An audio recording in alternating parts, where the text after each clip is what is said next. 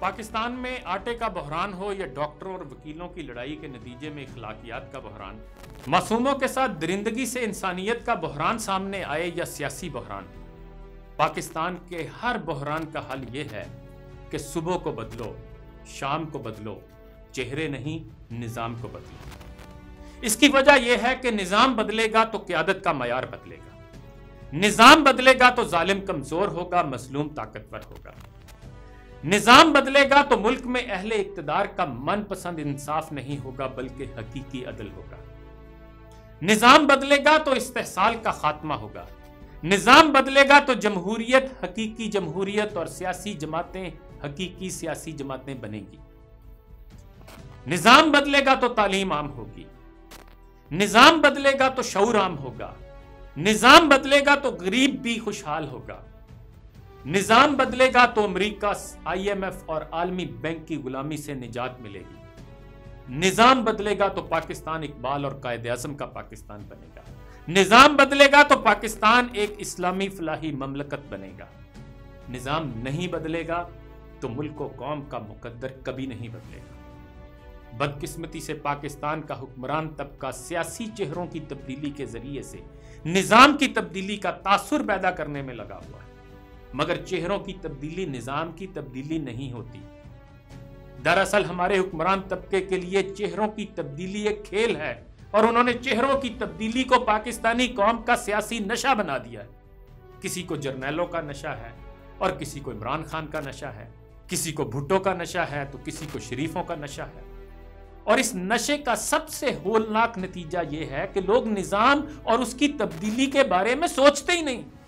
उन्हें लगता है नवाज शरीफ ही निजाम है, इमरान खान ही सिस्टम है। हमें यह बात याद रखनी चाहिए कि पाकिस्तान एक नजरियाती मुल्क है और पाकिस्तान की सियासत को पहले दिन से नजरियाती होना चाहिए था, मगर पाकिस्तान की सियासत लियाकत अली खां के बाद से आज तक मुफादाती है।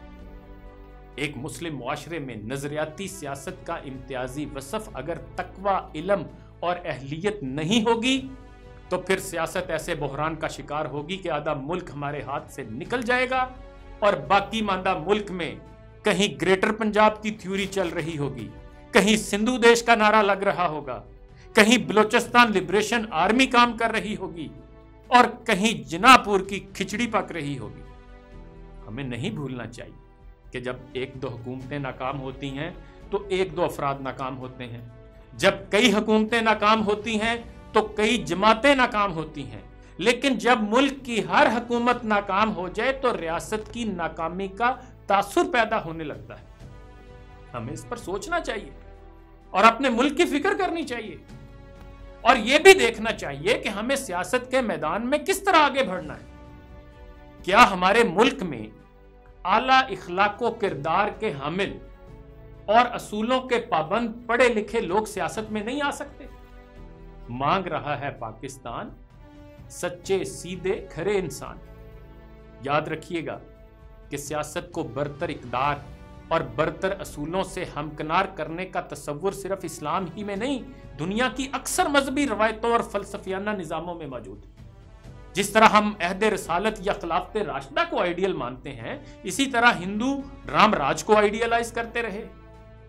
ईसाइयों के नजदीक उनकी तारीख का बेहतरीन जमाना वो होगा जब हजरत ईसा अलैहिस्सलाम दोबारा दुनिया में तशरीफ लाएंगे और दुनिया की क़यादत करेंगे।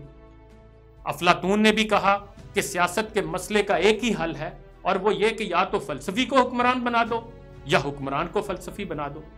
इसीलिए इकबाल ने कहा था, जलाले पातशाही हो कि जमहूरी तमाशा हो, जुदा हो दी सियासत से तो रह जाती है चंगेज़। इकबाल की फिक्र का ये पहलू इतना गैर मामूली है कि इसके मज़ाहिर को हम हर तरफ बरपा देखते हैं। यूरोप ने सियासत को दीन से जुदा किया तो हिटलर और मुसोलिनी पैदा किए। रूस के इश्तराकी इनकलाब ने लेनिन और स्टालिन जैसे चंगेज पैदा किए। हमारे सेकुलर और लिबरल अनासर अमेरिका को सबसे मजबूत जमहूरियत कहकर उस पर धमाल डालते हैं, लेकिन अमेरिका की 250 साल पुरानी जमहूरियत इतनी शानदार है कि वो अपने अरूज के जमाने में डोनाल्ड ट्रंप पैदा कर रहे हैं। हमारे बाज दानिश्वर भारत को गांधी और नेहरू का हिंदुस्तान समझते हैं और भारत की जमहूरियत पर उनकी राल टपकती है, मगर यह गांधी और नेहरू का कैसा विरसा और भारत की यह कैसी जमहूरियत है जो मोदी को जन्म दे रही और उसे पूरा भारत सर पर बिठाए घूम रहा है। उधर रोशन ख्याल और लिबरल यूरोप के अक्सर मुल्कों में फाशिस्ट रहनुमा मकबूल हो रहे। इसलिए हमें एक तो यह समझना चाहिए कि हमें कैसी जमहूरियत जेब देती, क्योंकि खास है तरकीब में कौम रसूल हाशमी। और दूसरी बात यह कि पाकिस्तान में चेहरों की तब्दीली के नशे की सियासत अपना दायरा मुकम्मल कर चुकी और इसके खिलाफ एक बहुत कवी और शानदार बयानिया मुरतब करके कौम के सामने रखा जा सकता है, क्योंकि नजरियाती सियासत सिर्फ माजी की सियासत नहीं, यह हाल और मुस्तकबिल की भी सियासत है। इसी सियासत में कौम, मिल्लत और उम्मत की निजात है। जब तक पाकिस्तान में नजरियाती सियासत हुई उस वक्त तक हमारे सूबाई, लिसानी, ग्रोही, फिरका वाराना और मसलकी तासुबात हमारी जिंदगियों पर गालिब नहीं थे, मगर नजरियाती सियासत के खात्मे ने हमें इन तासुबात में मुब्तला कर दिया है जो कि हमें पाकिस्तान के तसव्वुर की नफी है। अब अगर पाकिस्तान का हुक्मरान तबका सिर्फ चेहरों की तब्दीली की सियासत करेगा और मुल्क का निजाम जूं का तू रहेगा तो मुल्क की वहदत और सलामती को संगीन खतरात लाहक हो सकते हैं। हमें याद रखना चाहिए कि जो लोग तारीख से नहीं सीखते, तारीख उन्हें कुचलती हुई आगे बढ़ जाती है और उन्हें अपने हाफजे से निकाल देती है।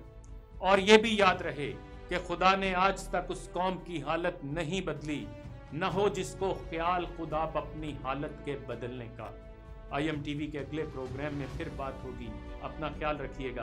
अल्लाह हाफिज। अगर आपने अभी तक हमारा चैनल सब्सक्राइब नहीं किया है तो फौरन इस सब्सक्राइब के बटन पर क्लिक कर दें और साथ ही बने बेल आइकन पर भी क्लिक कर दें ताकि हमारे चैनल की तरफ से आने वाली तमाम लेटेस्ट अपडेट्स आप तक बर वक्त पहुंच सकें। बहुत शुक्रिया।